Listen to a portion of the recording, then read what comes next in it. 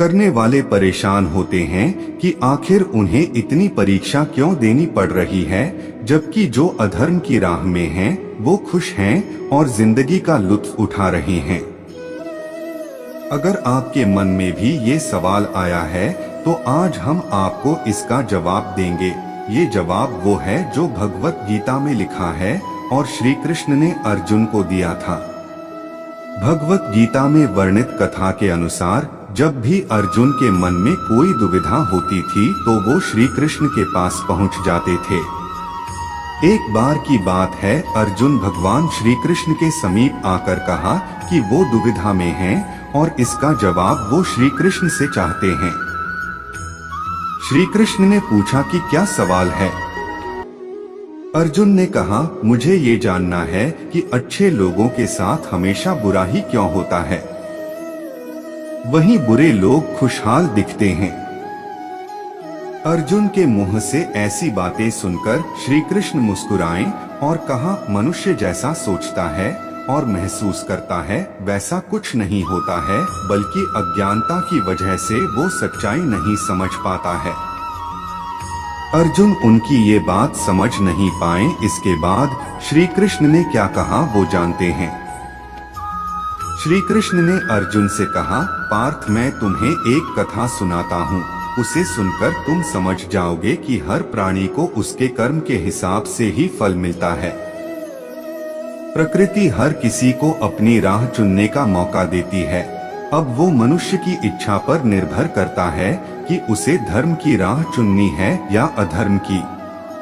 कथा शुरू करते हुए श्री कृष्ण ने कहा, एक नगर में दो पुरुष रहा करते थे। एक पुरुष व्यापारी था जिसके जीवन में धर्म की बहुत महत्ता थी। वो पूजा पाठ में यकीन रखता था। वो हर रोज मंदिर जाता था और दान धर्म भी करता था और हर रोज भगवान की पूजा करता था। वहीं दूसरा पुरुष बिल्कुल विपरीत था। वो हर रोज मंदिर तो जाता था लेकिन पूजा करने नहीं, बल्कि मंदिर के बाहर से जूते चप्पल चुराने। उसे दान और धर्म से कोई लेना देना नहीं था। समय बीतता गया और एक दिन बहुत जोर की बारिश हो रही थी। इस वजह से मंदिर में पुजारी के अलावा कोई नहीं था। ये बात जब दूसरे पुरुष को पता चली तो उसने कहा कि ये सही मौका है मंदिर का धन चुराने का। पंडित से नजर बचाकर उसने मंदिर का सारा धन चुरा लिया। उसी समय धर्म कर्म में विश्वास रखने वाला व्यक्ति भी मंदिर पहुंचा।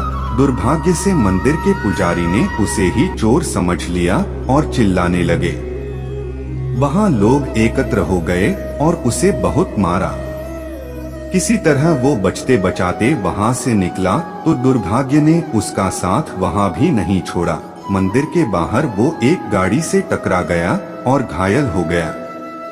फिर वो व्यापारी लंगड़ाते हुए घर जाने लगा तो रास्ते में उसकी मुलाकात उस पुरुष से हुई जिसने मंदिर से धन चुराया था। उसने कहा, आज तो मेरी किस्मत चमक गई, एक साथ इतना सारा धन मिल गया। ये सब देखकर उसे बहुत बुरा लगा और उसने अपने घर से भगवान की सारी तस्वीरें निकाल दी। कुछ सालों बाद दोनों की पुरुषों की मृत्यु हो गई। मरने के बाद जब दोनों यमराज की सभा में पहुंचे और भले पुरुष ने दूसरे व्यक्ति को देखा तो उसे बहुत गुस्सा आया। उसने क्रोधित होकर यमराज से पूछ ही लिया, मैं तो हमेशा अच्छे कर्म करता था, दान में विश्वास रखता था, उसके बदले जीवन भर मुझे अपमान और दर्द ही मिला और इस व्यक्ति को नोटों से भरी पोटली। आखिर ऐसा भेदभाव क्यों? इस पर यमराज ने कहा, पुत्र तुम गलत समझ रहे हो। जिस दिन तुम्हारी गाड़ी से टक्कर हुई थी वो दिन तुम्हारे जीवन का आखिरी दिन था, परंतु तुम्हारे अच्छे कर्मों की वजह से तुम्हारी मौत सिर्फ एक छोटी से चोट में बदल गई। तुम इस दुष्ट व्यक्ति के बारे में जानना चाहते हो। दरअसल इसके भाग्य में राजयोग था, मगर इसके कुकर्मों और अधर्म की वजह से वो सिर्फ एक छोटी सी धन की पोटली में बदल गया। कथा सुनाने के बाद श्री कृष्ण अर्जुन से कहते हैं, पार्थ क्या अब तुम्हें तुम्हारे सवाल का जवाब मिल गया? ऐसा सोचना कि भगवान तुम्हारे कर्मों को नजरअंदाज कर रहे हैं, ये बिल्कुल भी सत्य नहीं है। भगवान हमें कब क्या किस रूप में दे रहा है, मनुष्य को समझ में नहीं आता है। मगर आप अच्छे कर्म करते रहें तो भगवान की कृपा हमेशा बनी रहती है। इसलिए अपने अच्छे कर्मों को बदलना नहीं चाहिए, क्योंकि उसका फल हमें इसी जीवन में मिलता है।